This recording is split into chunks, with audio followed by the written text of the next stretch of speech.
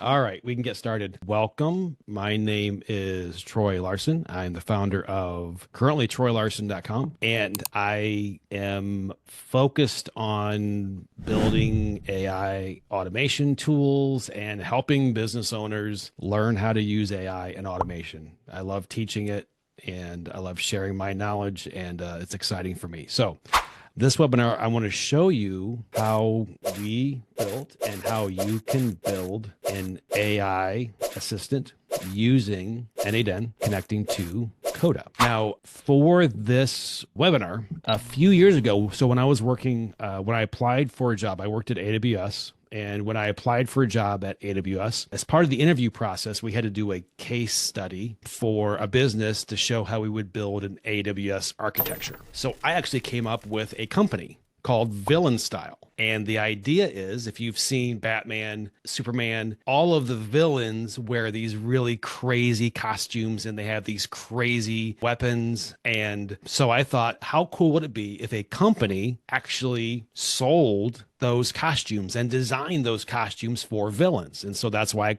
I created Villain Style. And it's a fake company, obviously, that sells costumes for villains and their henchmen. So anyway, that's the website that we're going to be using, this company, for our AI assistant. And I want to show you what I have set up in Coda. And I also have a couple things in Notion. So in Coda, we have a customer database, and the customer database has our profiles for our different villains. It has the orders. So these are previous orders for different uniforms, the order status, special features. And then we also have a database for the actual uniforms, which talks, for inventory, where they are in the current status, budget, if someone wants to buy these uniforms, what kind of budget are they looking at in the timeline for when these uniforms are going to be created. And then we have design feedback. And so this is where we get feedback from our villains about actual uniforms. And so we're going to use this as well. So we have feedback, customer issues, we have the orders, we have also their profiles. And then separately in Notion, we have 3 documents. So a lot of times in businesses, especially nowadays with all of the tools and technologies available, a lot of companies are spread across a lot of different technologies. And so while you may think, well, a company is either going to use Coda or Notion. What can happen is a company is using Notion. They like Coda. So maybe they start moving things over to Coda, but it's not all in Coda. There's still things that are in Notion. And so, or vice versa, they go from Coda to Notion. We can't assume that everything is going to be always in one platform.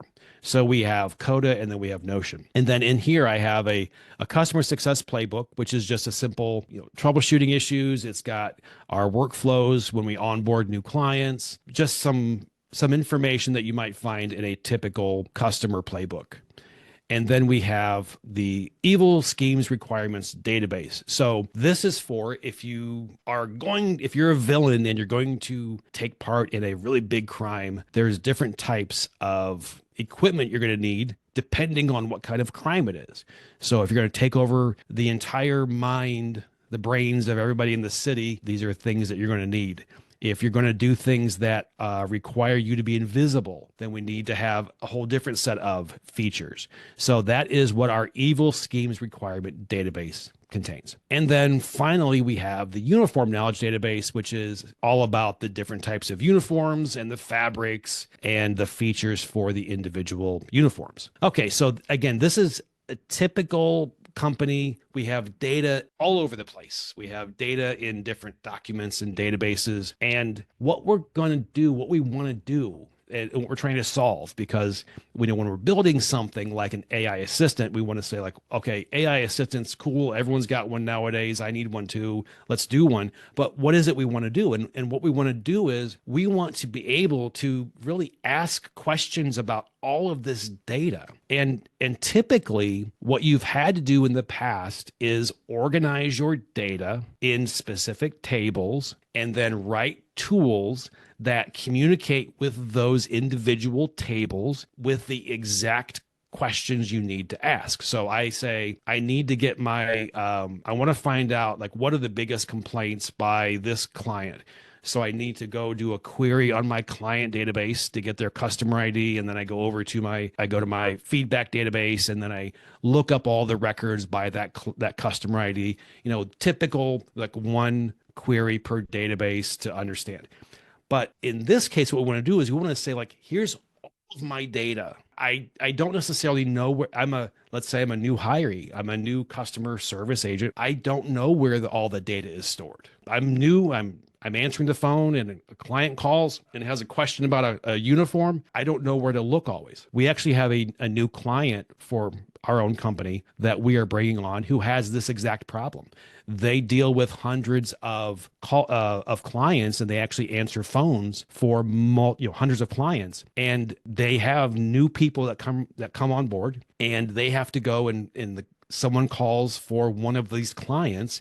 They have to go look up in this playbook and see the workflow of, okay, the person is calling about scheduling an appointment to get their car fixed. Okay, I need to go look up this client's flow chart. Okay, if they call about their car being fixed, this is what I need to ask them. And they're racing to try to find all of this information. And so the goal of the AI assistant is really to just take that stress away from knowing where everything is and letting the AI analyze and read all of the data for you so it simplifies the responses to just what you need. Okay, so let's jump over to n8n. So we understand the villain style. Now let's go over to n8n. Now, n8n is a workflow tool just like Zapier or make.com. It allows you to create different workflows for all kinds of tools. You can connect to Google Docs. You can connect to, as you see here, Notion and Coda, Google Calendar. If you've used Zapier, you can create these really cool workflows that have several steps, and it's very visual. And the reason I like n8n is that it's open source, which means that all the code is available. And also you can run this on your own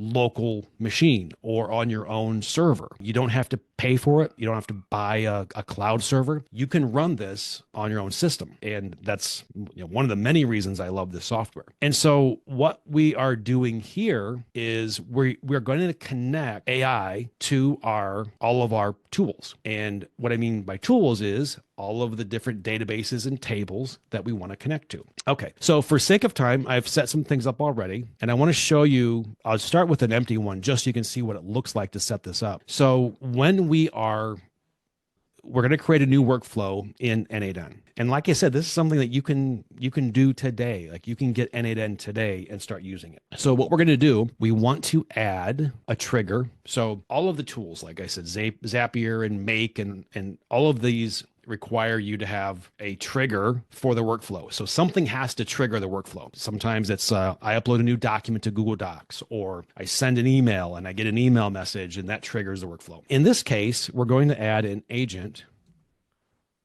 We're going to add the AI agent, and we're just going to leave this the way it is. Just take the default.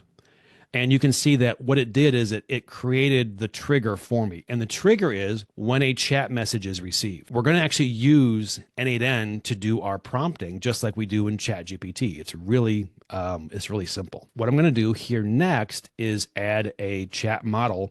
And the model is what AI you're using for your LLM. So LLM is the large language model, which simply means, are you using OpenAI? Are you using Google Gemini? Are you using Anthropic, which is Claude? It supports a lot of different chat models.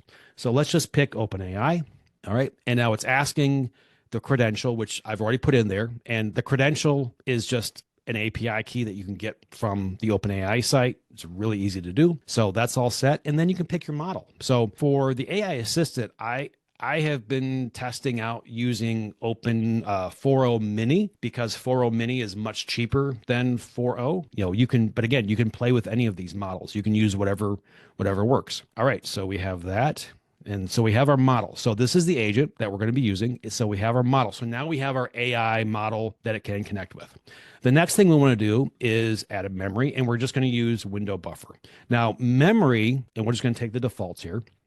Memory has to do with the memory of the conversation. If you've used ChatGPT a lot, and you start posting, let's say you copy and paste a huge document into your chat GPT and say, hey, I need a summary of this document, or I have some questions about this document. So that document needs to be stored in memory. And then you paste another document, and then you paste another document. That is filling up the memory, the conversation memory, not the memory of OpenAI. I mean, it is, but it's not necessarily filling up all of the AI memory. It's filling up the memory for your conversation. So your conversation. Because if you could imagine, some people want to just I want to upload the entire encyclopedia into my chat. And OpenAI has a limit for the memory. So in our conversation, in our agent, we need to have a memory. And so you can actually specify here, like how many interactions do you want to store in your memory?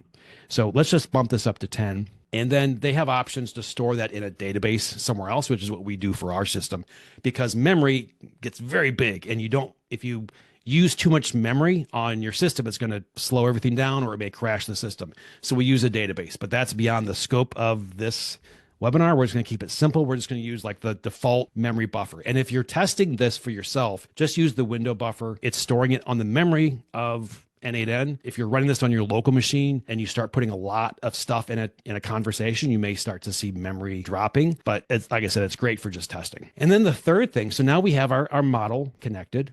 We have our memory connected. And then the third thing is our tools. And a tool, this is the real power of the AI agent. The tools are what it has access to outside of ChatGPT, out of OpenAI. If I were to ask right now, what is the capital of Tennessee? Okay. So it came back with the capital of Tennessee is Nashville. Now you're thinking, wait a minute, I can do this with ChatGPT. Why do I need n8n for this? Well, that's true, because what you're doing right now is we don't have any tools associated with it, but the agent is simply an AI agent. It's simply responding to your request with what it has available to find answers. And right now, the only thing that we have available for it is OpenAI. Anything that you ask related to anything is going to just funnel that request to OpenAI. As it stands right now, I have just duplicated or replicated ChatGPT in n8n, which doesn't provide much value to us. We have our AI, we have our window buffer. Now we want to connect our tools. Because yes, it's great we have OpenAI, but if I were to ask in here, like, what is the status of Dr. Darkness's last order? Okay. What do you think it's going to say? It depends on the context. There's many various fictional narratives. It has no idea about our business. It knows nothing. What we're going to do is we're going to add a connection tool. So we're going to use the HTTP request tool. n8n already has some existing sort of out of the box tools that you can connect. Before I show you the HTTP request tool, I'm going to show you these are tools that are kind of pre-canned. So they already have the settings and the options that are specific to that tool. If I were to, let's pick Gmail, or let's do Google Calendar, you can see here that I can say for this tool, I can pick what it does. So I can say, I want to get many events, and I can pick my calendar. So it shows all my calendars. And then all of that is pre-canned in this tool. So it already has the drop downs with all the selections, and it has everything ready to go to use this and wire this up to the OpenAI agent. But we are not using this. We are actually going to connect Coda, which does not have its own tool, but that's okay because we can use the HTTP request tool. And the HTTP request tool works like any API type integration. We can specify the method and a URL. We can pass query parameters. We can pass things in the body, all of that. I'm going to go back and I'm going to set up one thing here, and then we'll go back to my workflow because I want to show you how I set this up. So I want to go back over to here. One of the features in n8n is you can copy these, we call them nodes. We can copy these nodes between workflows. So I want to copy this and come back over here and go to my new workflow I created, and I'm going to paste that, and there it is. So I'm going to delete this one. Okay, so I have what's the one called get villain profiles. Now let's take a look and see what this is. So the get villain profiles will connect to our profiles table here, which has all of our villains and their preferences, and their orders, their last fitting, and so forth. And then we're using the API request here to get all of their rows. So this is using the Coda API to get their rows. And then in here, I have a credential. So I have already created the credential for, whoops, let me go back here. So this is actually in the wrong. This needs to be in a different project really quickly. Okay. So in n8n, your credentials are stored in different projects. And so I need to pick the right project for, to make sure that I have access to all the credentials. Okay. So, let me go back in here. Okay. So I have my URL, and then I'm going to pick my Coda credential. And that is simply authorization header with the bearer token that you get from the API. All right. And then I also pass here, use column names equals true. So in Coda, when you use the rows API call by default, it will return the column names using the column IDs, which is not helpful if you're passing the stuff into an AI model, because those column names where it says ID dash whatever does not mean anything. So it's going to throw in some confusion. Okay, so simple API call. We're going to get all the rows. And then, and everything else is default settings. This is a get. And then here is where it's really, really, really important. The most important part of your AI assistant, which is the description. The description is and it's limited to 1,024 characters, but this is the advertisement of this tool to the AI agent.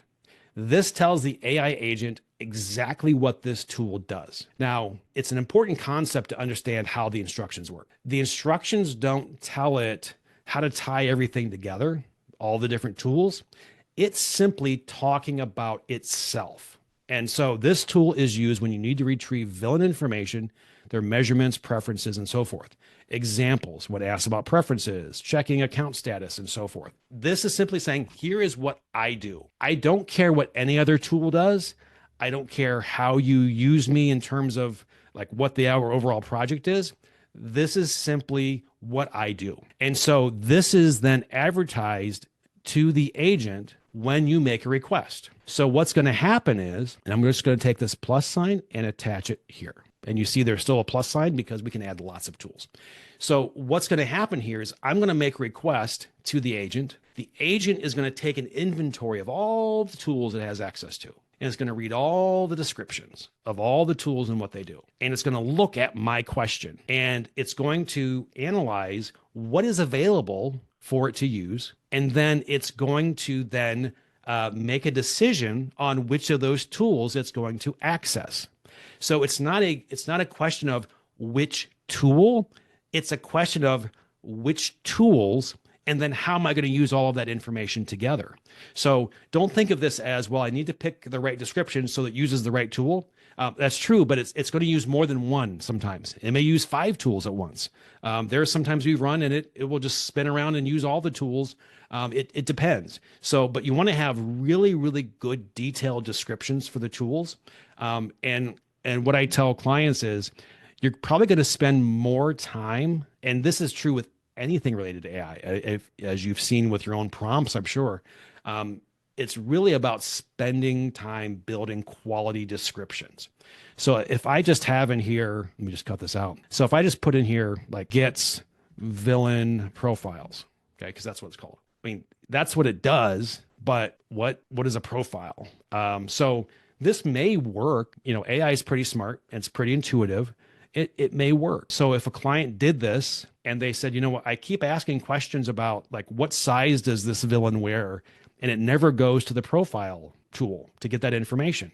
Well, because you haven't really said that's what it's for. You've just kind of said given, you know, villain profiles. And what I tell clients is that your AI assistant is just like a human employee. So if you had filing cabinets, and we used filing cabinets back when I was graduated from high school and college, we still had filing cabinets. I know some people still do, but well, okay. I can now, like, there's 4 or 5 drawers and I can riffle through different things to try to find it, but it's not helpful. And I'm the AI assistant for him, and he's telling me something really generic and not helpful. Instead, he needs to say, hey, you're looking for this file. It should be in this room. Go to this filing cabinet and this drawer, and it should be somewhere in the first half of the drawer. That's how you talk to a human, and that's how you talk to AI. We need to be very, very specific. And so if you're not getting the results that you want from the AI assistant, the problem isn't, well, it could be the technology, but most of the time it's not the technology or the API call, it's your instructions. Just like in your AI prompts, when you say, hey, give me a post about AI for LinkedIn, and it spits out something, you're like, that's not what I wanted. Well, you didn't say what you wanted. You were very generic. And so we want to be very, very specific in our tools and constantly be trying to make them better. So as you're working with your assistant, you're going to find that it's not giving me quite what I want, or you're getting, let's say, 95% of what you want. Look at your tool descriptions, make them better. What can you do to make them better? I actually use AI to help me write my tool descriptions.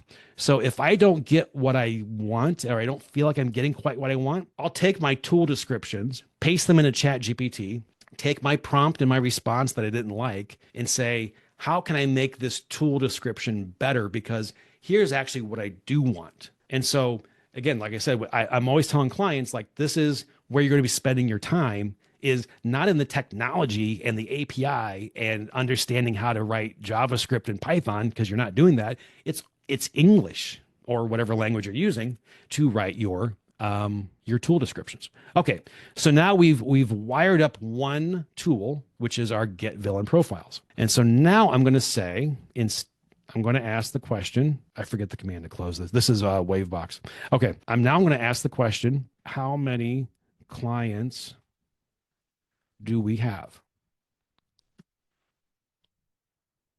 Now, I didn't say villains. I didn't say customers. I didn't say villain profiles. I said clients. Now, when I ran that, and this is I'm using the n8n chat tool here. Now, I have a bootcamp that we're getting ready to start for the next one, but I have a bootcamp where I actually show you how there's an open source tool. We use OpenWebAI, where you can actually have a very simple, like a chat GPT, true chat GPT interface in front of this. So you're not using n8n. So if you have other people on the team, you can give them their own account to OpenWebUI, and they can connect to n8n and use it just like ChatGPT stores their chat history. Just like ChatGPT, it has the conversations on the left. But in this case, I'm showing you through n8n because it gives us a lot more information. But what you can see when you put in this question, how many clients we have, is you can see here that it gives us the window buffer memory, which is where it's actually storing the information. And here it is telling us it's going over to the OpenAI chat model. Here we are getting all of the profiles. So this is the data. So it actually went over here to get the data, and then it's passing all of this data. So here you see, I'm saying, how many clients do we have? This is what's actually getting passed into OpenAI. It's passing in all of those client villain profiles. And from that, it's just like using normal AI. So what this is doing in behind the scenes really is, instead of you going over to your client database, copying and pasting the entire list, pasting it into ChatGPT and saying, how many clients do I have? You're asking it and it's doing it for you. So it's basically going over there and grabbing that data. But more than that, so if we go over to let's go back over to well, I guess I'll just leave this open here. We go over to our demo tables. See if I can close this up. No, okay. Okay, we'll go over to our demo tables, and let's look here, and I want to see glass fitting, or let's look at special requirements. So I can say, like, what special requirements does Dr. Darkness need? See, and again, acid-resistant lab coat and extra pockets for evil gadgets. So it went over, grabbed all of the clients, and then it passed everything into the model. Now, with n8n, there's additional things that you can do. So I'm just showing you some very basic things in this webinar, but we can do lots of additional things. Like we can minimize, like, one of the things you're going to, as you run into it at scale, like we have just obviously a handful of clients for this use case, but you may have hundreds of thousands of records or millions of records. And we can't pass all that data into the model. And so there's ways we can shrink that data. This is just showing you with a simple example. And that is not difficult to do. Okay, so that's the general concept. So that's really all we're doing is we're connecting tools. So if you wanted to connect your Gmail and you want to pull in Gmail messages, if you want to pull in Microsoft Outlook, but anything that has an API, we can connect it. Okay, so that's the fundamental overview of just like setting up the agent. Now I'm going to go over to our actual completed agent here, which has connections to all of our 3 tables or 4 tables, and it has connections here. I'm going to show you what this looks like. And it looks very similar to the HTTP request tool, except this is a Notion tool, and it has resource block, database. These are all Notion terms. So it has, instead of using an API request, it has the configuration stuff pre-canned with dropdowns. Behind the scenes, it's still making API requests, obviously, but we are just getting in this case, I'm getting all of the child blocks. So I'm getting all of the data on the page. Okay. So, and I'm not going to go through all of these, but I'll just show you here, like access customer. This is the Get Success Playbook, access customer success procedures for troubleshooting. It gives you examples of what it's for. And again, remember, the best way to have AI give you what you want is to give it examples of what you want. So more examples gives you better quality. Okay, so now we have all of these different, our 4 coded tables and 3 Notion documents connected to our agent. And all of these, let me open up another one here. Let's just grab evil scheme requirements because I want to show you this as well. Notice this doesn't describe anything about the AI assistant. It doesn't know anything about my business. It doesn't know anything about what we're trying to solve with this AI assistant. It simply is advertising what it does. That's all it cares about. It's very selfish. Tools are very selfish. They care only about themselves. Hey, here's what I do. If you need me, here's what I can do. All right. So now let's start making some requests. I have yesterday, if you're on the newsletter, I mentioned yesterday in the newsletter, I was going to use OpenAI for testing something, to demo something, but OpenAI was down. And actually OpenAI has been down more often than I would like, and for several hours. So it's not like small outages. It's been down. It hasn't been down a lot, but it's been down for long periods when it has been down, which is just concerning. I'm sure they're working on it. But the one really awesome thing about n8n is that I have the Claude Anthropic model here. I can just delete and reconnect. So that's how quickly you can switch between models. So I was able to test this yesterday within minutes by just adding a new model for Anthropic, and I could test this and it worked the same roughly. Like with any, AI system, comparing 2 different models, there's going to be some variances, and you're just going to have to play with it and see what works. So maybe you like the Anthropic model instead. Maybe you prefer OpenAI, maybe you prefer OpenAI Mini or 4.0. Just have to play with it and see what you get. Okay, so let's go ahead and I have some queries here. Let me go ahead and grab one question here, which is, I want to know, our villains, I get a call from someone in product and they're like, we're looking at our volcanic, for villains that work in volcanic environments. So some of our villains have fire, they love heat. They work in volcanic environments. Their secret lair is in a volcano. What villains can we reach out to? Because we have some questions about about how they use our products. So I'm gonna go ahead and paste this. So list all villains. And if you look here, you can see the path of the assistant. So it's grabbed the villain profiles and it gives me, here are the villains operating in the environments. Now, you may look at this and go, well, that's pretty easy because we can just look at base climate and get volcano, or you can go on to Coda and do a text search for volcano and get the same thing. Fair enough. Okay, so now let's bump this up a little bit for sake of time, I'm going to grab a couple more. And this time I want to look at the Puppet Master's feedback history and suggest upgrades for his stealth suits. So stealth suits, he wants to be invisible.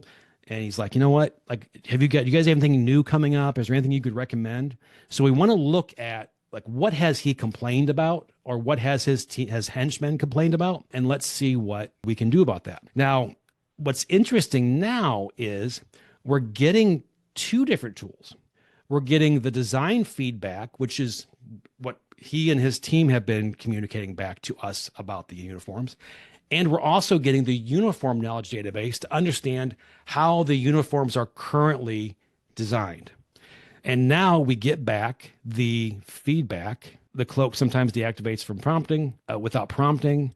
And then we get suggested upgrades for the suit based on the recommendation. We want to go to, let's see, let me find one more that we can test. We're going to do troubleshooting. Now we want to say we're getting a lot of our clients are reporting that the invisibility suits are flickering. What should we do? And we want to look at the patterns in the design feedback.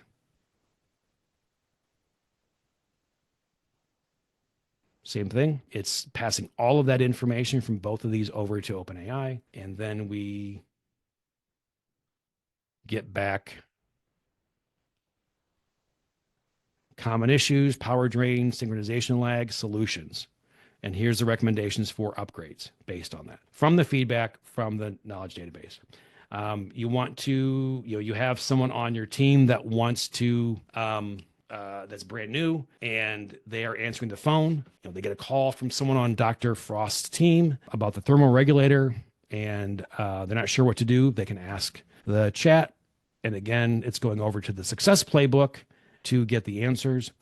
Sometimes your success playbooks may be, hundreds of pages. It may have, like I mentioned at the beginning of the call, one of our clients that we're just onboarding, they have, they deal with over 100 different clients in their call center. So people have to know like how to respond to 100 different clients. It's crazy. And this makes it so easy. And so here is the solution based on the success playbook. Again, the simple part of this is you're not architecting the connection between these different pieces. You're simply creating individual tools that advertise what they do. The next one, advertise what I do. And then you're letting AI do all the work of figuring out how that stuff comes together. Now, there's a lot more you can do with this in terms of adding more instructions. Like we can actually go in here to the agent, the actual agent, and we can add a system message. So we could even add a much more detailed system message for the overall system. So this is where you would put something like where you could describe how the pieces fit together, or if you're running into issues with your, with the prompts, or maybe it's hitting the wrong table, this is where you can kind of give it a little more context. But there's no right answer for these kinds of design. You may want to tweak the tool instructions. You may want to add a system message. You may want to tweak your prompts. I mean, it's all around just testing. And that's the thing when it comes to AI, you're dealing with a brain that is close to a human brain. And we are not computers. And even though this runs on a computer, it doesn't work like a computer. It kind of works like a human brain, which is why when you ask AI, give me a post about LinkedIn about AI at 9:30 this morning, it's going to give you a different post at 9:38, even though you ask it the same thing. That's the way the AI brain works. And so it's all about having good instructions and keeping your tools small. We don't want to like this get villain profiles, get henchman orders. I don't want to have and even these documents here, like maybe at some point, if this gets too big, we break up into get success playbook, and we have different playbooks for different types of climates, one for volcanoes, one for cold temperatures. We want to have very, very, very specific tools that do very, very specific things and gets very specific set of data. We don't want to just have one tool that goes out to our entire Notion library of documents and pulls everything back in and just says, hey, search everything all the time. And we want it to be very, very specific because it's sending that data to OpenAI or whatever your agent or your LLM is. It's sending it there with your question, and here's my supporting data. So if you're passing in a bunch of extra stuff it doesn't need, just like a human. If I were to say, hey, I have a question for you. What is the capital of Tennessee? And I hand you the entire encyclopedia set, all 26 volumes. Now, the answer's in there, but you have to go through these volumes to find the answer. Instead, if I say, what's the capital of Tennessee? And I give you a map of Tennessee, now your data is way smaller. So it's a much easier problem to solve for a human because you have much smaller data. AI is the same way. So we want to build these really small tools and then let AI do all the connection. And that's how you build an AI assistant. All right. So we have the AI Bootcamp where I am actually showing you how to build this. So if you're familiar with Docker, Docker is a tool that lets you run software quickly. So you don't need to have big servers. You can run it on your local workstation. And so I show you in the bootcamp, I'm going to walk you through how to build from scratch your own AI assistant, how to set up all of the tools. And as part of that, I'm available on Slack. So you get connected to me on Slack. I'm available for questions. One of our first bootcamp participants has been building a really cool client interaction tool. So Open Web UI, which is what we use, it actually has, just like ChatGPT, it has a microphone, a voice. So he actually uses it when he uses Coda, and he will actually, which I have not shown in this just because of time. If you look in here, you see this get, it also has post and put. So we can actually push data back into Coda and Notion as well and other tools. So it's two-way. Like I said, just for sake of time, I couldn't go into that. But he's using it. He has one that pushes data into a customer interaction database. And so he'll actually will come back from a meeting and tell his AI who we met with. His AI assistant will go look in the customer database in Coda, get their record, and then go insert the details of his meeting with them in the interactions database. And he just loves it. So, I mean, there's just endless use cases that we can demonstrate. But our AI bootcamp, Lexi, do you have a link for that you can share in the chat? Nope, you already put it there. Yeah. So, and I'm very hands-on, very much available for any questions. I worked 7 days a week. I'm available. Doesn't mean I'm available 24/7 in terms of like immediate response, but I'm pretty available 7 days a week. I met with one of the guys in our boot camp. We had a great call last Saturday, and we just talked for about an hour. That's not normally not that long, but yeah, I'm available, and I would highly recommend it. If you're interested in building your own AI assistant or you work with clients, I will help you walk you through everything. And like I said, the link's in the chat. Awesome. Well, thank you for being here. You can reach out to me, troy@calvinware.com. My current website is troylarson.com. I also do Coda Magic, but currently in the process of kind of rethinking how I want to brand the site. But yeah, troylarson.com is the best place to reach me right now. And I hope to see you in the boot camp. I'm excited, and I think it'll be a great opportunity for you to learn. Thank you for being here, and I will see you at the next webinar.